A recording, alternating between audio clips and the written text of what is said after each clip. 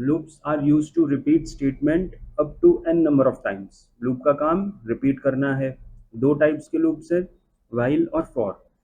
जो सिंटेक्स है इसका वो कैसे है, वाइल लूप में हम तीन चीजें लिखते हैं, initialisation, condition and increment oblique decrement.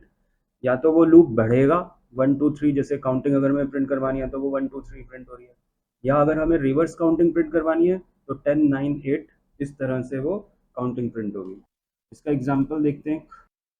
Print करवा रहे हैं हेलो को ही 10 टाइम्स वाइल लूप से, तो यहाँ पे हम लिखेंगे वाइल, और वाइल के बाद क्या आएगा, कंडीशन, और वाइल से पहले आएगा इनिशियलाइजेशन। इनिशियलाइजेशन का मतलब होता है स्टार्टिंग वैल्यू। कंडीशन के बाद कॉलन, और फिर इसके अंदर आएंगे स्टेटमेंट्स।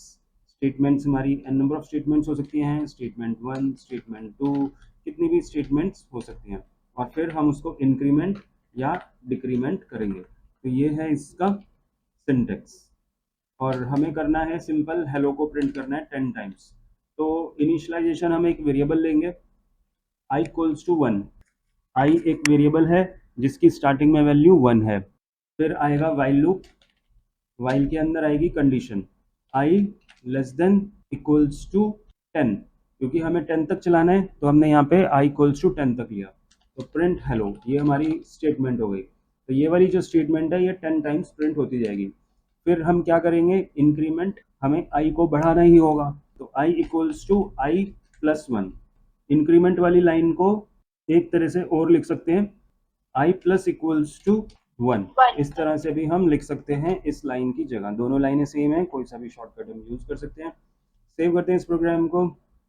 तो यहाँ पे कॉलन मिसिंग है 5, तो इसको जैसे हमने देखा तो हेलो प्रिंट हो गया 10 टाइम्स।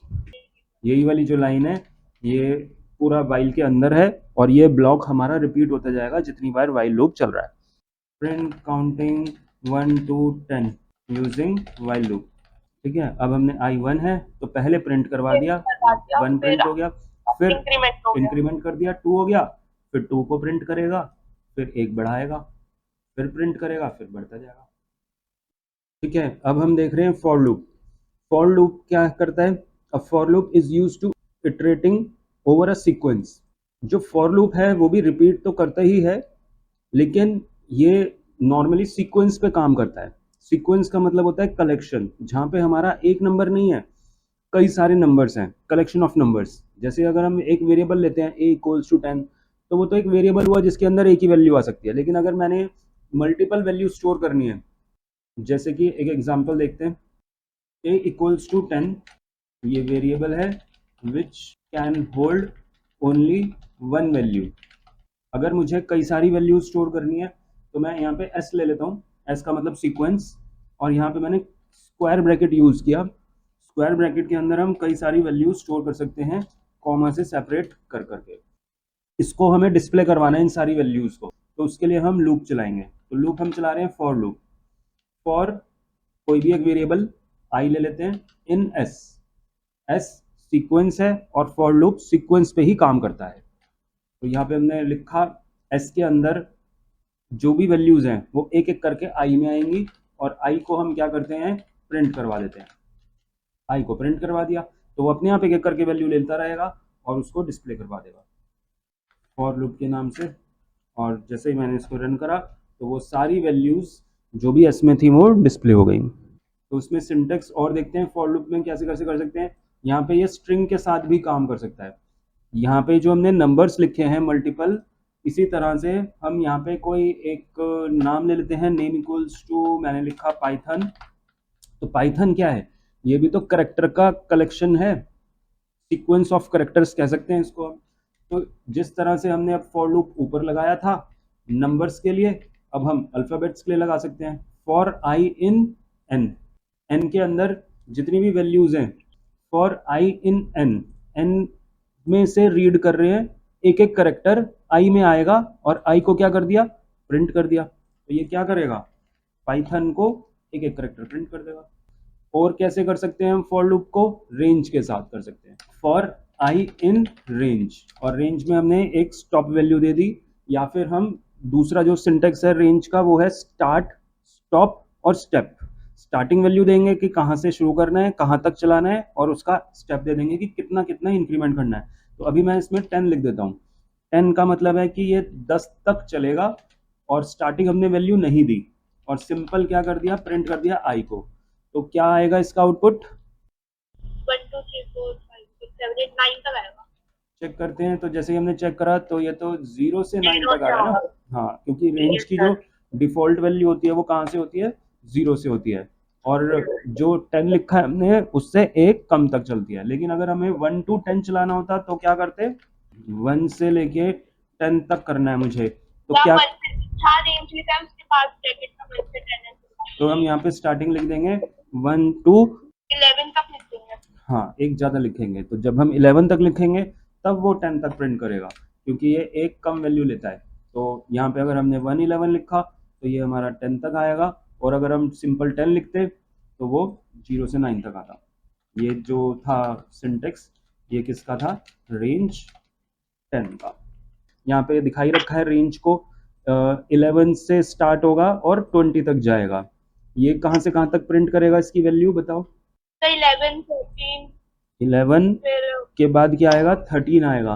12 क्यों 13 नहीं आएगा?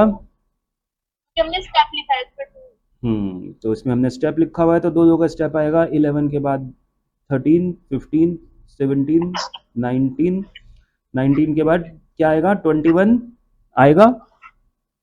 नहीं नहीं आएगा, क्योंकि एक कम तक आएगा। तो इसमें हमने ये देखा कि कैसे हम रेंज का सिंटेक्स लिखते हैं। एक और रेंज का सिंटेक्स दिखा रखा है, ये बताओ क्या करेगा? 2018 ऐसा आएगा। 19 आएगा ना सर। कहाँ तक आएगा? 9 तक आएगा। 9 तक नहीं मेरे हिसाब से तो 11 तक आएगा।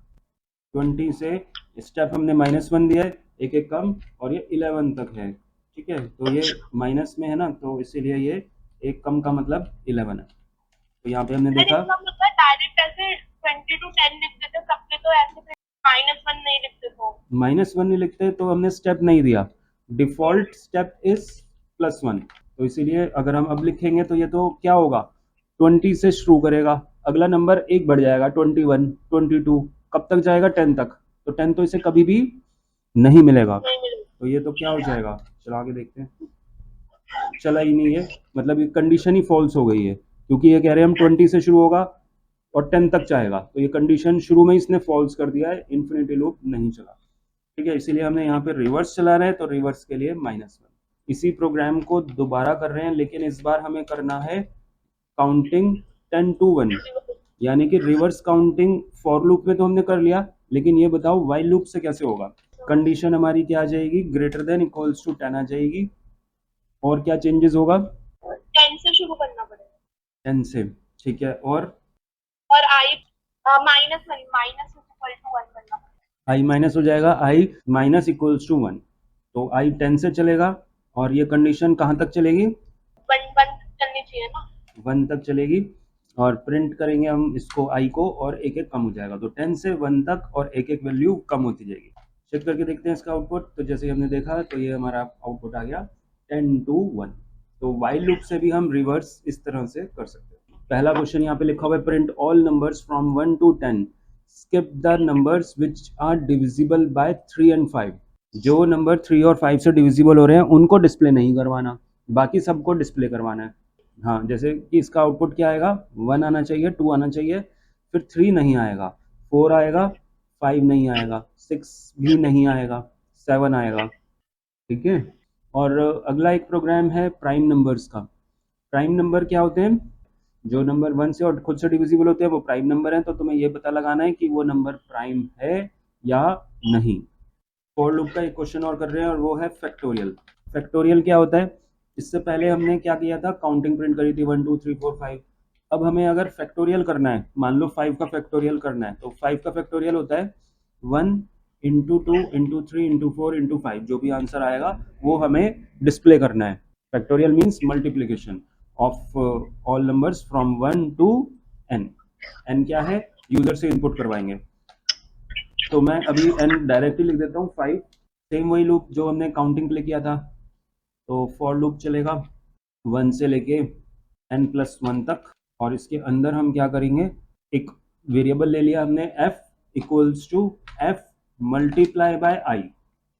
सम ऑफ n नेचुरल नंबर में हमने क्या किया था, प्लस किया था यहाँ पे s equals to s plus i, और यहाँ पे हमने क्या किया है, मल्टीप्लाई किया है f equals to f into i, और f को ऊपर डिक्लेयर कर देते हैं क्योंकि हमने यूज किया f को, तो f को हम इनिशियलाइज किससे करेंगे, 1 से करेंगे, तो f में मल्टीप्लिकेशन आ चुका होगा और अब हम उसको प्रिंट करवा देते हैं फैक्टोरियल इक्वल्स टू f में हमारा फैक्टोरियल है तो वो उसको प्रिंट करेगा। तो चेक करके देखते हैं, 5 का फैक्टोरियल 120 ही आता है।